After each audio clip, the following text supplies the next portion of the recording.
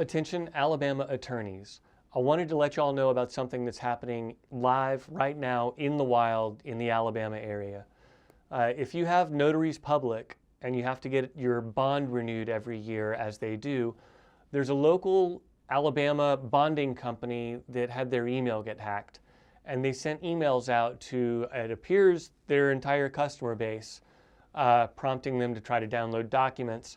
But it was really a credential harvesting scheme to try to do more damage down the line.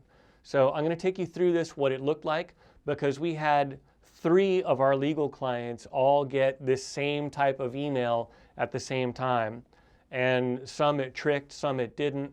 Thank God we had other security tools behind the scenes. So the fact that that somebody clicked on the thing, it didn't do any damage to them because we had a lot of other tools that were waiting in the wings for them.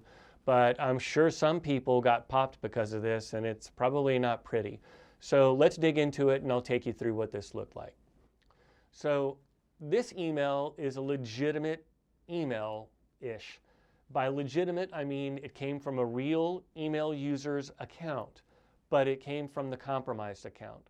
So this email was not actually from Melissa, but it was from the real Melissa's account. So therefore, it's a legitimate account, so it gets through everybody's phishing and email security, and it got through ours for those of our clients. Now, it referred them to another email that they were going to be getting from PandaDoc, which might be something that would get caught up in their spam folder. And so they made a point of sending the first email to alert the user to check junk for something from PandaMail. Now PandaDoc. Now PandaDoc is also a legitimate company. It's a fine service. It's not a big deal. But what they were doing with it is where the problem is. So far, there's nothing here that's going to trip up anybody's security tools.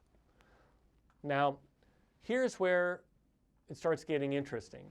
So when they clicked on the link, it took them to a Dropbox site, which is, again, no big deal. And if you look at the URL, you look at the actual address, you can see that it actually says dropbox.com. This is the real thing. It's okay.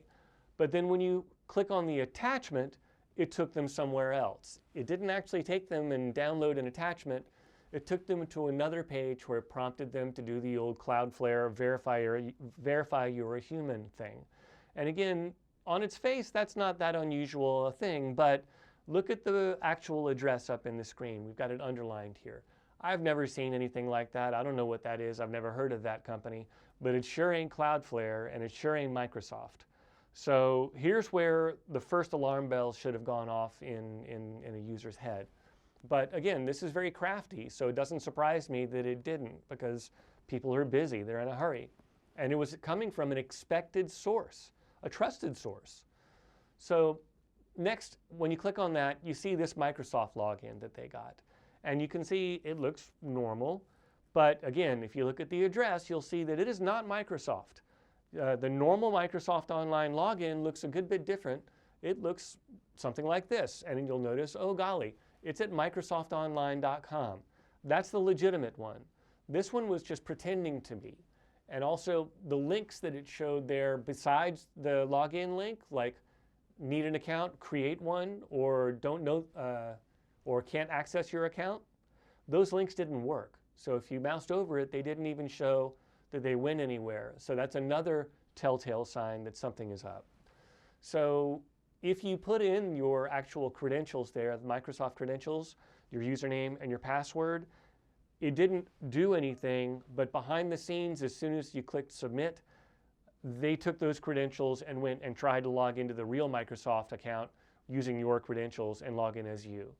And at that point, everything that you have in your Microsoft account is theirs. And most people's stuff they care about is in SharePoint, it's in OneDrive, it's in their email, and just then you gave away access to all of those things if you don't have other tools and other protections waiting in the wings.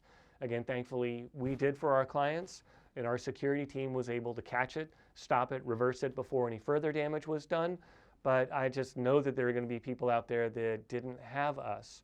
So if this rings true with you and you'd like to learn more, check out the link down below. I'd be happy to have a 10-minute conversation with you.